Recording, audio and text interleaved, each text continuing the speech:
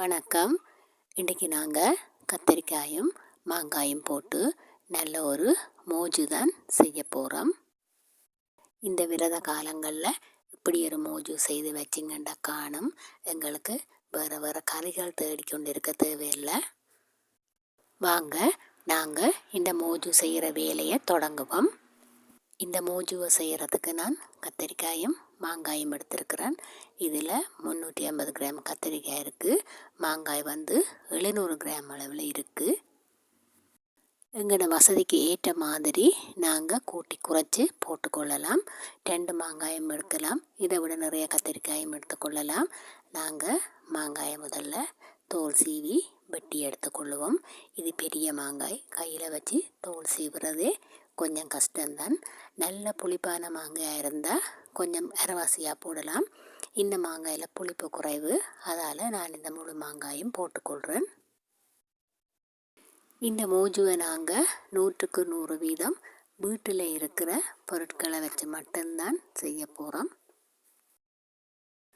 தோல் சீவின மாங்காயை நாங்கள் இப்படி கீறுகளாக வெட்டி கொள்ளுவோம்.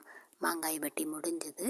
இப்போ நாங்கள் இதை வேறு ஒரு பாத்திரத்துக்கு மாற்றிட்டு மேலால் கொஞ்சம் உப்புத்தூள் தூவிட்டு ஒரு 10 நிமிஷம் செல்ல இந்த மாங்காயை பொரிக்க போகிறோம். மாங்காயை பொரிக்காமலும் செய்யலாம். அது ஊறுகாய். அந்த ஊறுகாய் நாங்கள் கணக்க சாப்பிட இயலாது. மற்றது தூரத்தில் தங்கியிருந்து படிக்கிற பிள்ளைகள், வேலை செய்கிற பிள்ளைகளுக்கு நாங்கள் இப்படி செய்து கொடுத்து விட்டோம்னு சொன்னால் பிள்ளைகள் கொஞ்சம் கடை சாப்பாடாக இருந்தாலும் என்னவாக இருந்தாலும் இதுலேயும் கொஞ்சம் எடுத்து வச்சு கொண்டு சாப்பிடக்குள்ள வடிவாக சாப்பிடலாம். அதுக்காகத்தான் நான் இப்படி பொரிச்சிட்டு செய்ய போகிறேன். மாங்காய் பொரிஞ்சிட்டது. நல்லா எண்ணெயை வடிச்சிட்டு எடுத்துருவோம். இதுபோல் எல்லா மாங்காயும் பொரிச்சிருவோம். இப்போ நான் அதே எண்ணெயில் கத்திரிக்காயை போட்டுக்கொள்கிறேன். கத்திரிக்காயும் நல்ல பொன்னிறமாக பொரிய வேணும். கத்திரிக்காய்க்கு மேலே கொஞ்சம் உப்புத்தூள் போட்டுக்கொள்ளுவோம். கத்திரிக்காய் பொரிஞ்சிட்டது, எடுத்துருவோம். இதே எண்ணெயில் நாங்கள் வெங்காயம் கொஞ்சமும் பொரித்து கொள்ளுவோம். நான் இதில் எடுத்திருக்கிற பொருட்கள் அளவு எல்லாமே கீழே தாரன், நீங்கள் பார்த்துக்கொள்ளுங்க. வெங்காயத்துக்கு மேலாலையும் கொஞ்சம் உப்புத்தூள் போட்டுக்கொள்ளுவோம். வெங்காயம் பொரிஞ்சிட்டது, எண்ணெயை நல்லா வடிச்சிட்டு எடுத்துருவோம்.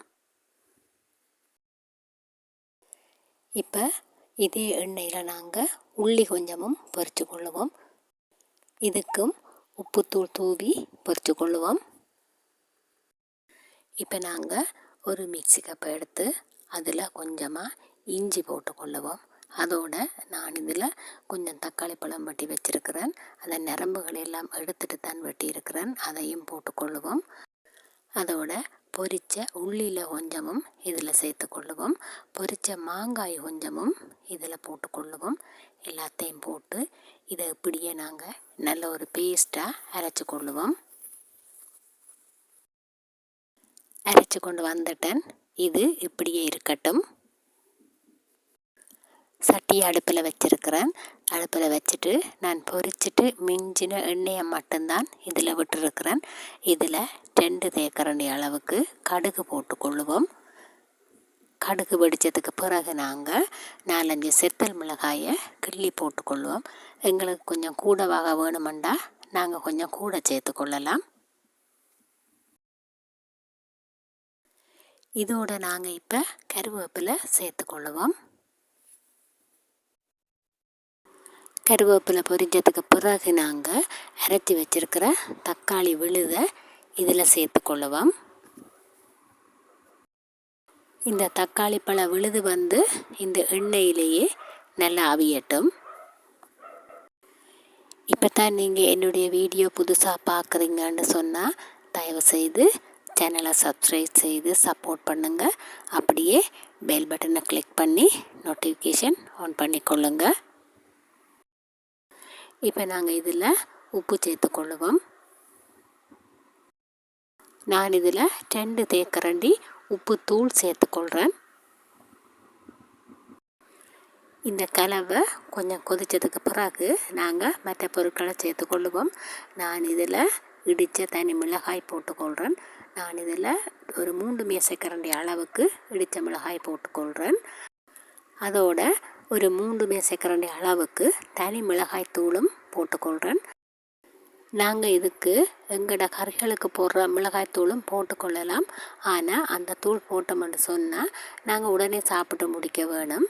அதை நாங்கள் வச்சிருந்து பாவிக்க முடியாது. இதோட நாங்கள் இப்போ சீனி சேர்த்துக்கொள்ளுவோம். நான் இதில் 3 மேசைக்கரண்டி அளவுக்கு சீனி சேர்த்துக்கொள்கிறேன். எங்களுக்கு உரைப்பு, புளிப்பு, இனிப்பு எந்த இடத்துக்கு பேலன்ஸ் தேவையோ அந்த இடத்துக்கு நாங்கள் டேஸ்ட் பார்த்து போட்டுக்கொள்ள வேணும். இப்போ நாங்கள் மோஜுவுக்கு தேவையான எல்லாமே போட்டுட்டோம். இதை நல்லா கலந்து விட்டு ஒரு 3 நிமிஷம் போல் நல்லா கொதிக்க விட வேணும். பார்க்குறதுக்கு திக்கான மாதிரி இருக்கும். இந்த சீனி கரைஞ்சி வரையக்குள்ள இந்த தக்காளி பேஸ்ட் எல்லாம் நல்லா அவிஞ்சு நல்ல பதத்துக்கு வந்துடும். இப்போ எங்கட தக்காளி விழுது, இந்த மசாலா எல்லாமே சேர்ந்து நல்லா அவிஞ்சு கணக்கான பதத்துக்கு வந்துட்டுது. கடைசியாக இதில் நாங்கள் எங்களோட வாசனை தூள், இறைச்சி சரக்குத்தூள் கொஞ்சமாக போட்டுக்கொள்ளுவோம். நான் ஒரு தேக்கரண்டி அளவுக்கு போட்டுக்கொள்கிறேன். அது காணும், அதை விட கூட போடக்கூடாது. நல்லா இருக்கா கலந்து விட்டு ஒரு கொதி வர விடுவோம். நல்லா கொதித்து வந்துடுது. இனி நாங்கள் முதல்ல கத்திரிக்காயை சேர்த்துக்கொள்ளுவோம்.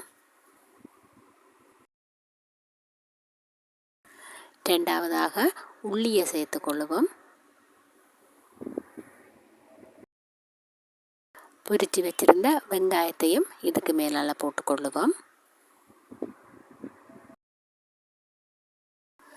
கடைசியாக நாங்கள் மாங்காயை சேர்த்துக்கொள்ளுவோம்.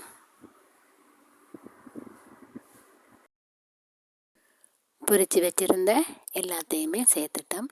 இனி நாங்கள் இதை நல்லா கலந்து விட வேணும். ஒரு 3 நிமிஷம் போல் அடுப்பை நல்ல மெல்லிய நெருப்பில் வச்சுட்டு நாங்கள் கலந்து விட வேணும். வழமையாக நாங்கள் கத்திரிக்காயில் மட்டும்தான் மோஜு செய்வோம். ஆனால் இன்றைக்கு நாங்கள் கத்திரிக்காயோட மாங்காயும் கலந்து செய்திருக்கிறோம். இப்படி ஒரு மோஜு இருந்ததுன்னு சொன்னால் நாங்கள் ஒரு பருப்பு கறியை வச்சுட்டு இதை எடுத்துக்கொண்டு சாப்பிடலாம். கறியோட தேவையில்லை, கொஞ்சம் தயிரை போட்டுட்டு தயிரோட இதை தொட்டுக்கொண்டு சாப்பிடலாம். அவ்வளவுக்கு நல்லா இருக்கும். ஒரு ரசம் இருந்தாலும் இது ஒரு சைடிஷாக சாப்பிடலாம். விரதத்துக்கு நாங்கள் நிறைய மரக்கறி சமைக்கணுமெண்டெல்லாம் கஷ்டப்பட தேவையில்லை. விரதம் பிடிக்கிறாக்கள் வீட்டாக்களுக்கு சமைச்சு வச்சுட்டு தங்களுக்கு வேறையாக சமைக்கிறது அதை மாதிரி இல்லாமல் இப்படி ஒன்றை செய்து வச்சிங்கன்னு சொன்னால் ஏதாவது ஒரு பால் கறி இருந்தாலுமே அதை நாங்கள் சாப்பிட்றலாம். எங்கிட்ட மோஜு தயாராகிட்டது. நான் அடுப்பை நிப்பாட்டிட்டேன். இது கொஞ்சம் ஆறுனதுக்கு பிறகு நாங்கள் போத்தில் போட்டு வச்சிருவோம். நான் இதில் போத்தில் அவிய வச்சிருக்கிறேன். இதில் நாங்கள் என்ன தான் போத்தில் நல்லா கழுவி வெயிலில் காய வச்சாலும் சில நுண்ணுயிர்கள் இருக்கும். அதால் போத்தில் நல்லா அவிச்சிட்டு எடுக்க வேணும். போத்துன்ற சூடு ஆறுறதுக்கு முன்னமே நாங்கள் மோஜுவை போட்டுற வேணும். மோஜுவை நாங்கள் போடுற நேரம் நல்லா இடைவெளி இல்லாமல் அமர்த்தி போட வேணும். ஏனெண்டா அதுக்குள்ள காற்று நின்றுதுன்னு சொன்னால் இது சில நேரம் பழுதாகக்கூடும். இந்த மோஜுவை நாங்கள் 10 நாள் வரைக்கும் வெளியில் வச்சிருந்து சாப்பிடலாம். அதுக்கும் மேலே வச்சு சாப்பிட்றோன்னு சொன்னால் நாங்கள் ஃப்ரிட்ஜில் வச்சிட வேணும். ஆனால் வெளியில் இருக்கிற பிள்ளைகளுக்கு இதை ஃப்ரிட்ஜில் வைக்கக்கூடிய வசதி எல்லாருக்கும் இருக்குமான்னு தெரியலை. அப்படியான பிள்ளைகளுக்கு செய்யல தக்காளி பழத்தை தவிர்த்து கொள்ள வேணும். எண்ணெய் கொஞ்சம் அதிகமாக விட வேணும். நான் இதில் மொத்தம் ஒரு 300 ml அளவுக்குத்தான் எண்ணெய் விட்டுருக்கிறேன். நீண்ட காலம் வச்சுருக்க வேணுமென்று சொன்னால் ஒரு 500 ml அளவுக்கு எண்ணெய் பாவிக்க வேணும். எங்கட கத்திரிக்காய் மாங்காய் மோஜு தயாராகிட்டுது. பிடிச்சிருந்தா லைக் பண்ணுங்கள், கமெண்ட் பண்ணுங்கள். கிளிநொச்சி கிச்சனுக்கு சப்ஸ்கிரைப் செய்யுங்க. இந்த போத்தில் திறக்கைகளில் கையில் ஈரம் இருக்கக்கூடாது. நாங்கள் எடுக்கிற கரண்டிலையும் ஈரம் இருக்கக்கூடாது. வீடியோ பார்த்த எல்லாருக்கும் மிக்க நன்றி. வணக்கம்.